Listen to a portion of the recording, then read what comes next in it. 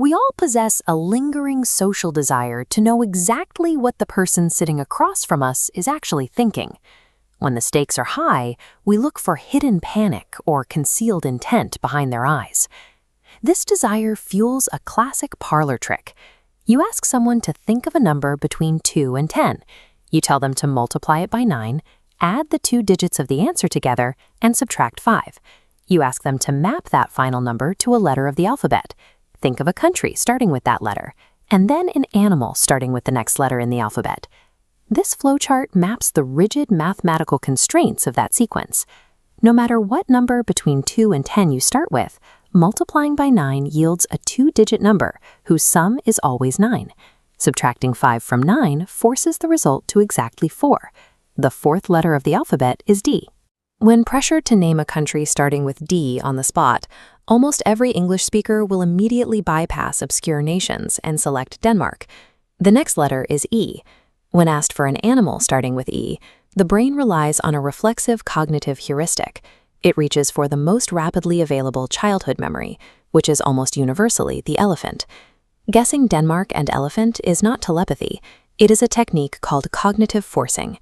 By exploiting the brain's predictable operational limits and forcing it down a narrow decision tree, you guarantee the outcome. True mind reading does not exist.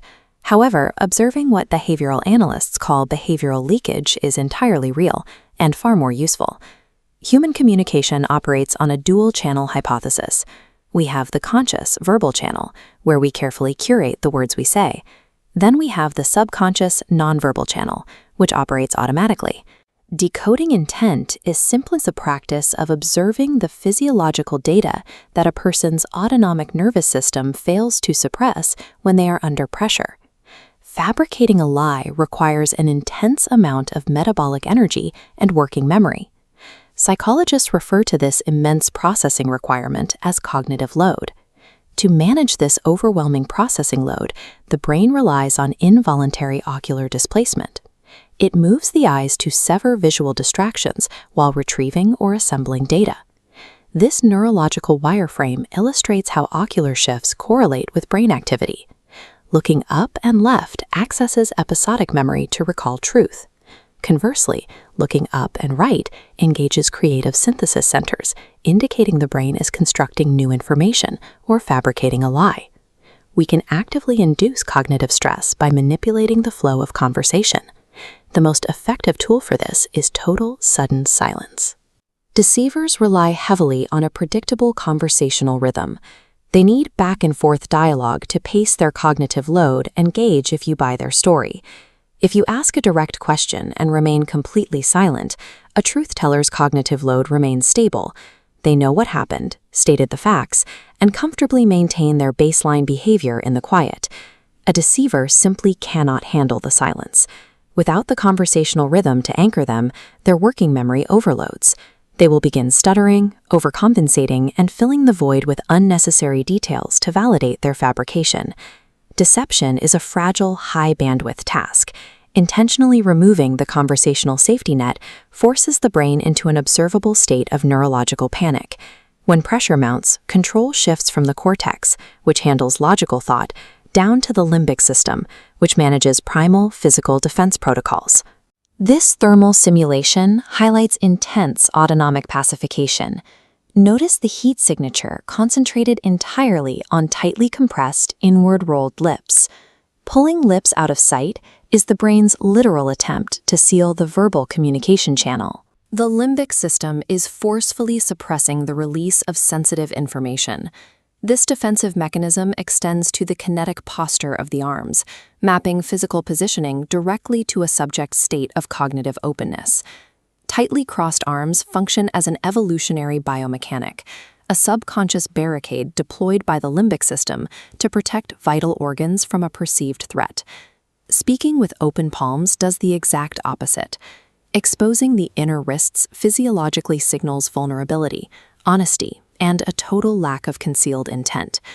Similarly, high-frequency hand movements like rapid finger tapping or picking a sleeve act as kinetic leakage.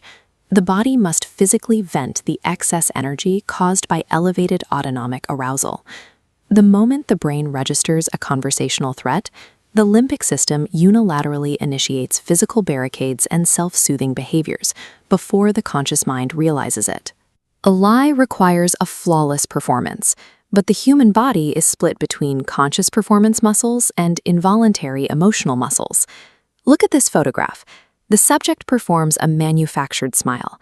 Mouth muscles are highly active, but the skin around the eyes remains smooth and unengaged. A fake smile is entirely cortically controlled. The conscious brain forces the zygomaticus major muscles to pull the lips upward, a strenuous effort that typically dissipates within 4 to 5 seconds. A genuine Duchenne smile operates differently. It involuntarily triggers the orbicularis oculi muscles, creating distinct crow's feet around the eyes, and sustains a physical contraction for up to 8 seconds.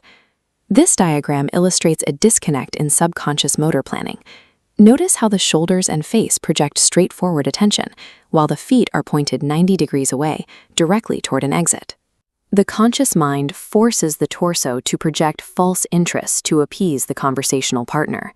Meanwhile, the deeper motor cortex prepares the furthest extremities for an immediate escape route. We see this exact kinetic urge to flee translate directly into the speed of a subject's head nodding. Rapid, high-frequency nodding is rarely a sign of deep comprehension. It is a kinetic pacing mechanism, physically communicating deep impatience and a desire to escape. Slow, inclined nodding signifies the opposite. It indicates a calm central nervous system and genuine neural engagement with the information being presented. Maintaining a lie requires immense conscious focus, directed almost entirely at the face and voice. Because the brain cannot manage everything at once, the body's furthest extremities and involuntary micromuscles are left unmonitored, betraying true intent. Isolated physiological responses mean very little on their own. To accurately decode behavior, these individual data points must be evaluated as a unified system. The critical first step in this framework is establishing a baseline. You must observe a subject's normal, relaxed resting state, taking note of their natural speech rate and posture before applying any conversational pressure. This analytical dashboard demonstrates what analysts look for. They do not hunt for a single tell. They monitor the baseline for sudden clusters of contradictory data. Analysts focus on the exact moment of divergence, where the verbal channel remains steady while autonomic metrics asynchronously shift. Gaze aversion, limbic pacification, and involuntary muscle contractions map directly to biological pathways. The conscious brain simply lacks the bandwidth to suppress all at once. You do not need to read minds to uncover the truth. You only need to objectively measure the friction between the story a person is desperately trying to tell and the physiological reality their body refuses to hide.